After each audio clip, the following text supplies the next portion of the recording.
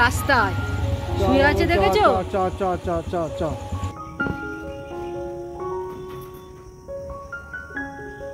তবে এটা প্রত্যেক শনিবার করে পাল্টে দেব।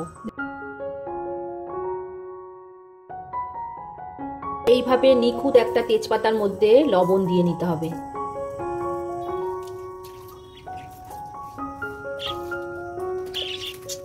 কর্পূর দিয়েছি আর লবঙ্গ দিয়েছি আর নুন দিয়েছি। তার মুখের সামনে ঘুরিয়ে এটাকে ফেলে দেবে টেনে, দিলে দেখবে তোমাদের নজর দোষ অনেকটাই কেটে যাবে।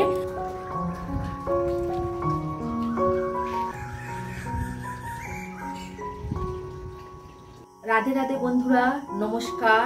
তোমরা কেমন আছো? আশা করি তোমরা যে যেখানে আছো সবাই খুব ভালো আছো, সুস্থ আছো। লালটুকুন্তি কিচেন অ্যান্ড ব্লগ চ্যানেলে তোমাদের সবাইকে জানাই স্বাগত আর অনেক অনেক ভালোবাসা। আজকের হলো শনিবার, তো এখন বিকাল ওই 5টা মতো বাজে। এখন থেকেই তোমাদেরকে সাথে নিয়েই নতুন আরো একটি ব্লগ আমি শুরু করছি। সাথে থাকো, আশা করি আজকের ব্লগ তোমাদের খুব ভালো লাগবে। তো আজকের ব্লগটা একটু অন্যরকমের করব। আগের বারে বৃহস্পতিবারের কিছু ঘরোয়া টোটকা তোমাদেরকে দেখিয়েছিলাম। দেখো, এটা আমি ঘরোয়া টোটকাই কিন্তু করছি, কোথাও গিয়ে না বা কারোর কাছ দিয়ে কোনো কিছু নিয়ে এসে করছি তা কিন্তু নয়। একটা বোন আমাকে কমেন্ট করেছে যে এটা আমি করব, আমার দরজাতে আমি লাগাবো। তো আমি বলতে পারি, নিশ্চিন্তে বলতে পারি, আর তুমি নিশ্চিন্তে এটা লাগিও, কোনো অসুবিধা নেই। দেখো, এটা কোনো মন্ত্র পড়া নয় বা কারোর কোনো কিছু ছোঁয়ানো নয় বা কারোর কিচ্ছু দেওয়া নয়। আমি নিজে এইগুলো নিয়ে এসে নিজেই লাগাচ্ছি ভগবানের উদ্দেশ্যে, মা লক্ষ্মীর উদ্দেশ্যে। তো এতে কোনো অসুবিধা নেই। দেখো, নজর আমাদের অনেক কিছু ভাবেই লাগতে পারে। কোনো কিছু খেলাম, খাবারের নজর লাগতে পারে, বাচ্চাদের নজর লাগতে পারে। আগেকার দিনে কি হতো, নুন পড়া দিত, নুন পড়া খেলে না আমাদের পেটে ব্যথা কমে যেত। কিন্তু এখন তো আমরা কোথাও যেতে পারি না। এইভাবে নজর দোষ আমাদের নিজেদেরকে কাটাতে হবে। তার জন্য ছোট্ট ছোট্ট কাজ আমাদের করতে হবে। তো সেটাই তোমাদের সাথে শেয়ার করব, দেখতে থাকো। আর বাথরুমের কিছু নেগেটিভিটি দূর করার টোটকা তোমাদেরকে দেখাবো। এই বিকেল থেকেই ব্লগটা শুরু করলাম, সাথে থাকো। আশা করি আজকের ব্লগ তোমাদের ভালো লাগবে। তো চলো ছাদে যাব। তো দেখো বন্ধুরা, এখন ছাদে চলে এসেছি। তো বিকাল বেলায় তো একটু পাখিগুলোকে বাইরের দিকে বের করে দিলাম। তবে বাবা পায়রাদের খাবার দিয়ে দিয়েছে, পাখিদেরও খাবার দিয়েছিল সকালবেলায়, আর ঘরের সামনে বসিয়ে রেখে দিয়েছিল। মানে ওই যে ছাদের ঘরের পাশেই একটা গুডাউন ঘর আছে, ওই ঘরের সামনেটা বসিয়ে রেখে দিয়েছিল বাবা। এখন আমি বাইরেটা বের করে দিলাম। আর ঠাকুরের কিছু মালা আমি ওয়াশ করে দিয়েছিলাম, মানে যে ভেলভেট কাপড়ের যে মালাগুলো হয় ঠাকুরের, ওইগুলো আমি একটুখানি জল ধোয়া করে মেলে দিয়েছিলাম। সেগুলো তুলে নিলাম আর গাছে একটু জল দিয়ে দিলাম। দেখছি বেল গাছটার গোড়া মাটিটা একটু সাদা হয়ে গিয়েছে, আর জবা ফুল গাছেও একটু জল দিয়ে দিলাম। মানে দুটো গাছ তো খুবই বড় বড়, তো বৃষ্টি হয়েছে একদিন আগে, আর তার মধ্যে একদিনের রোদের মধ্যে শুকিয়ে গেছে, তো তাই জন্য আরও একটু জল দিয়ে দিলাম। আর এদিকে পাখিগুলোর তো বাবা সকালবেলায় খেতে দিয়েছে, তবে ওরা ঘাসের দানাগুলো খেয়ে নিয়ে তার খোলাগুলো রেখে দিয়েছে। তো আমি একটু ফুঁ দিয়ে খোলাটাকে পরিষ্কার করে দিলাম। তবে পাখিগুলো কিন্তু বেশি খায় না, দিনে একবার দিলেই ওদের খাবার হয়ে যায়। আর পায়রাগুলোকে দিনে 3 বার খেতে দিতে হয়, আর তাও একবার দিয়েছে বাবা, এখনো ঘাসের দানা অর্ধেক রয়েছে। আর এদিকে জল তো দেওয়াই আছে। তো আজকে জলটা আর পাল্টে দিলাম না, কারণ জলটা ভালোই আছে। তো লাইন দিয়ে দেখো 3 জনে বসেই আছে। যেহেতু এখন সন্ধে সন্ধে হয়ে এসছে, তো ওরা আর সেরকম চঞ্চলতা নেই। তবে সকালবেলায় যদি ওদের বাইরে বার করে দিই, ভীষণ ডাকে আর ছটফট করে। তো অন্যরকম একটা ওদের মানে ভাব দেখেছি আমি, কিন্তু বিকেলবেলায় একদম নিস্তব্ধ হয়ে যায়। তো দেখছো এখন অনেকটা শান্ত হয়ে গেছে, যেহেতু সূর্যের আলো সেরকম নেই। আর আরও একটা জিনিস আমি লক্ষ্য করে দেখেছি, ওদের কোনো ভিডিও আমি শ্যুট করে সেটা যদি আমি শুনি বসে বসে, তাহলে ওরা আবার ডাকতে থাকে, প্রচণ্ড ডাকতে থাকে আর ছটফট করে। এই জিনিসটা লক্ষ্য করে আমি দেখেছি। তো যাই হোক, এখন পরিবেশটা তোমাদেরকে দেখিয়ে দিচ্ছি। প্রায় বিকেলের পরে ওই সন্ধে হবার মুখে আর কি, মানে সাঁঝের বেলা বলে না, ঠিক সেই রকম অবস্থায়। তো এখন দেখো আমি এই ছাদের দরজার সামনেটা ধুয়ে দিচ্ছি। আজকে সন্ধে দেব, শনিবার আছে, আর নিচেও ধুতে যাব। তো এখন ওই ছাদের চৌকাঠটা ধুয়ে দিলাম। আর পাখিগুলো দেখছো এইখানে চুপটি করে বসে আছে, একদম শান্ত হয়ে গেছে। তবে ওদের এই দৃশ্যগুলো দেখতে আমার ভীষণ ভালো লাগে। সকালবেলায় আসি বা যখনই আসি, আমি সন্ধে দিতে এলেও আমি ওদেরকে দেখি। দেখো অন্ধকার হয়ে গেছে, তাও কিন্তু আমি ওদেরকেই দেখছি, আমার খুব ভালো লাগে। তো এখন দেখো সদর দরজায় মানে নিচে চলে এসেছি, এই সদর দরজাটাও ধুয়ে দেব। আর সন্ধেবেলায় সব সময় চেষ্টা করবে সদর দরজা ধুয়ে দেওয়ার, সকালবেলাও দিতে হবে, তার সাথে সন্ধে দেওয়ার আগেও দিয়ে নিতে হবে। ভালো করে ধুয়ে দিচ্ছে। আর ওদিকে একটুখানি মাটি পড়েছে, ওই যে লঙ্কার গাছ আছে, লঙ্কা গাছের যে টপটা আছে ভীষণ মানে মাটি বেরিয়ে যাচ্ছে, ফাঁকটা বেশি আছে, খোলা দিতে হবে, খোলাটা দেওয়া নেই।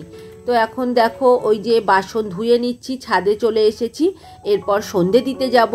আর সন্ধে হয়েও গেছে, দেখছো চারিদিকে অন্ধকার হয়ে গেছে। আর ছাদের লাইটটা আজকে জ্বেলেছি, কেননা পায়রাগুলোর দরজা বন্ধ করা হয়নি, দু একটা বন্ধ হয়েছে, আরও দু একটা করতে হবে। তো ওই কারণে লাইটটা জ্বেলে নিয়েছি। এইবার বাসনগুলো ধুয়ে নিয়েই তারপরে পায়রাগুলোর ঘরের দরজা বন্ধ করব। কারণ কি বলতো, ওই যে ছোট ছোট বাচ্চা আছে তো, আর ওই গাছ দিয়ে যদি কিছু এসে যদি পায়রার বাচ্চাগুলোকে মেরে দেয়, ওই কারণেই আমরা দরজা বন্ধ করে দিই। তবে কিছু পায়রা বাইরে থাকে, তো সেগুলো বড় কোনো অসুবিধা হয় না, ওরা তো উঠতে পারে। আর ছোট বাচ্চাদের ভয়, মানে বাচ্চা পায়রা থাকলেই ভীষণ ভয়। কাক আছে, রাতে আবার পেঁচা আছে, আমাদের এদিকে পেঁচাও আছে জানো তো। তো তোমাদের একবার দেখিয়েছিলাম ব্লগে। তো এখন দেখছো আমি দরজা বন্ধ করতে যাচ্ছি, কেননা এই দরজাটা খোলা আছে আর দুটো বেশ বড় বড় বাচ্চাও আছে। আর এই 1 মাস হয়নি একটা বাচ্চা মেরে দিয়ে গেছে কাগে। তো ওই কারণে আমরা ছোট্ট করে দরজাটা খুলে রাখি, বেশি বড় করে খুলে রাখলে না কাক এসে মেরে দেয়। তো আর এদিকে জামা কাপড় তোলা হয়েছে, তার ক্লিপগুলো পড়েছিল, তো আমি এইগুলো এখন কৌটোর মধ্যে ঢুকিয়ে দিয়েছি। তো এইবার দিয়ে সন্ধে দিতে চলে এসেছি। প্রথমেই আমি উপরে দিই, মানে উপরে যে বেল গাছ আছে, তুলসী গাছ, মনসা গাছ, ওগুলোতে আগে সন্ধে দিয়ে নিই, তারপরে ঘরে সন্ধে দিই,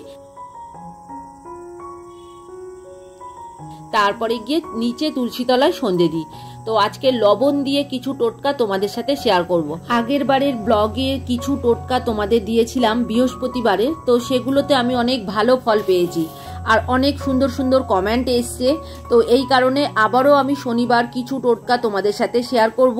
এগুলো আমি ফোনেই দেখেছি, তবে টোটকাগুলো আমার মনে হয় যথেষ্ট কাজের, তাই তোমাদের সাথে শেয়ার করছি। এবং খুব সহজ ঘরোয়া টোটকা। মানুষের জীবনে না অনেক রকম সমস্যা থাকে, সব সমস্যা থেকে কিন্তু মানুষ বেরিয়ে আসতে পারে না। তবে আমরা নিজেরা যদি কিছু চেষ্টা করি এবং সমস্যা থেকে যদি বেরিয়ে আসতে পারি, তাহলে তো অনেকটাই ভালো। আর প্রত্যেকটা মানুষের জীবনে কিছু না কিছু একটা সমস্যা থেকেই যায়। কোনো মানুষ বলতে পারবে না আমি সব দিক থেকে সুখী বা আমি সব দিক থেকে সব কিছু পেয়ে গেছি। তো ভগবান কখনোই সবাইকে সব কিছু দিয়ে দেয় না, কিছু না কিছু জিনিস খামতি রেখে দেয়। কিন্তু আমরা চেষ্টা করি আমাদের বিপদের হাত থেকে আমরা নিজেরা কিভাবে রক্ষা পাবো আর কোনো খারাপ পরিস্থিতি থেকে আমরা কিভাবে বেরিয়ে আসব।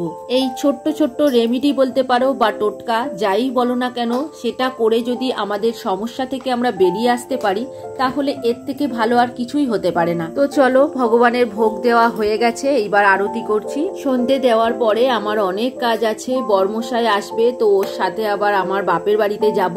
বর্মশাই আসলে ও একটু ফ্রেশ হবে, তারপরেই যাব। আর তার মধ্যে আমি রাতের খাবারটা করে নেব, মানে রুটি করব, দুপুরের তরকারি আছে।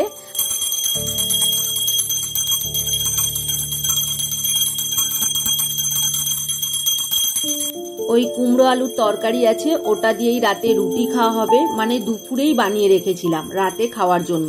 তো তাড়াহুড়ো করেই আমি রুটিটা বানিয়ে নেবো ও আসার আগে। তো দেখো এখন সন্ধেটা দিয়ে নিচ্ছি, এরপর কিছু কাজ আছে না তোমাদেরকে বললাম, সেগুলোও তোমাদেরকে দেখাবো এক এক করে। আজকের যে টোটকাগুলো করব, কিছু জিনিস আমার লাগবে। তো এখানে আমি একটা কাঁচের বাটি নিয়েছি, তার মধ্যে কিছুটা নুন নিয়েছি, তো কিছুটা নিয়েছি, আরো একটু নেব।